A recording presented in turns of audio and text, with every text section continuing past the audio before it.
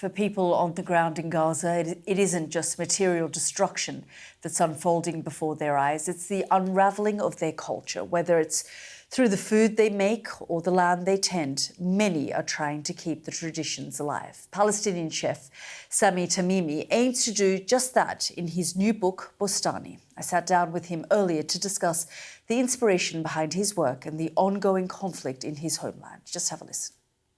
We're going to do a typical Gazan snack dish. They are broad beans falafels. How long have you been a chef? When did you start your career? Since I was born. No, I've been cooking now for the last probably 40 years. I'm 57, so I started when I was 17. Yeah. So these are going in. Just gonna put it on. Have you picked up a lot of recipes from your mother and your grandmother and your family?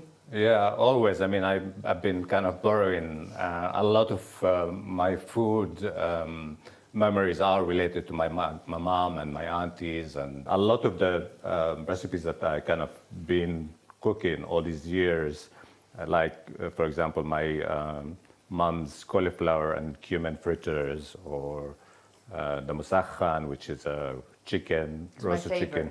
Yeah, it's really nice. And all these recipes have been just kind of handed down from one generation to another with my own kind of touches to each recipe, because I'm also representing the Palestinian kitchen, but also doing something that a little bit more doable for the West. I'm going to drop few more of these. Food is, from what I understand, such a massive part of Palestinian culture and tradition, and it's very much family sitting around a table and the whole, preparing the meal and the next meal. Once you finish one meal, you're thinking about the next meal. Pretty much, you're right. I mean, this is the kind of atmosphere that I grew up in, where, they are totally obsessed in a sense that they will always talk about, it's a bit like the Italians, where they will eat lunch, and while they eat, and they will talk about, what's next. But also the element of hospitality and, cooking for others and hosting dinners and lunches. And we had literally an open house. It took me years to kind of scale down cooking from 20 people to like 3, 4, 5. Because my mom always, we were like 10 of us, and she would cook for 20, 25, sometimes 20, because you never know who's going to come in. So just tell us about, this particular falafel, because it's from the southern part of Gaza? Yeah, and it's because it's close to Egypt, and Egyptian falafel is kind of mixture of chickpea and broad beans, and they add a lot more dried spices that we don't normally, like coriander and cumin. But also typical Gazan dish that I thought would be important. So would you then have this with the pickles, or? Yeah, these are addictive. And also chili. I mean, this is a beautiful thing, because the longer you keep it, the kind of milder the flavor. And I like it spicy, so I don't wait. I just kind of go for it.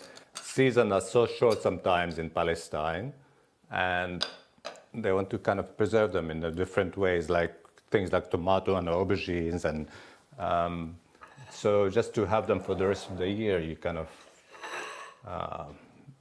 really find different ways to have them all year round. That's beautiful. Yeah.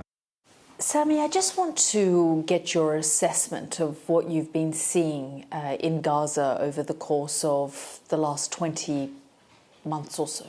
I mean, I hope that it ends soon, because it's already been created this whole kind of 2 generations of trauma, but also displacement, and people that lost their entire families, or just imagine kind of these kids that been just meandering around this desert, Gaza, that used to be thriving a few months before that, using food as a weapon to basically torture and kill people. It's something that beyond my understanding, but at the same time, how did we get to this point? We only hear now, after almost 2.5 years of all the horrendous thing that Israel been doing in Gaza and the West Bank as well, that kind of, let's recognize Palestine as a state. This doesn't help. I mean, you need to go down and help the people that are trapped in cages. We are people that thrive in and want to live and celebrate the food, the seasonality, the foraging, farming as well. People have, in the past lived from the land and from farming, and with time, these things are kind of getting stripped from them. At the moment, when you say Palestinian or Palestine, you think of war zone and people mass starved, mass killed, mass bombed. But actually, there is beyond that, Palestine, just to be also a beautiful country, it still is, and there are quite a lot of traditional aspects of it which related to food. Do you think, part of the problem is that we have continued to see, especially Gazans, in these desperate circumstances, not just in this period, but in previous wars, in previous situations as well, that they have been dehumanized to the point where people don't quite understand this rich culture that the Palestinian people have, that's been preserved over generations, and yet the image that's being portrayed is a very different one. I mean, absolutely. I mean, most people that are in Gaza, they're not originally from Gaza. They come from different parts of Palestine. They've been displaced into Gaza and then creating this open prison that didn't allow or control what comes in and out. And with all the horrible things that happened, they were also the greatest exporter of roses and strawberries and seafood. So again, I see this kind of really, really inspiring. You don't stop and just we are in prison. Did you expect the international community to do more? I think they did nothing. I mean, the opposite. They actually made it worse by supporting Israel and supplying weapons to Israel. And I think the West didn't do much to help the situation. Actually, the opposite. Only now they're starting to kind of think, maybe they went too far. But, I mean, 2.5 years, 75 years before that, nobody questioned what's happening back home in Palestine.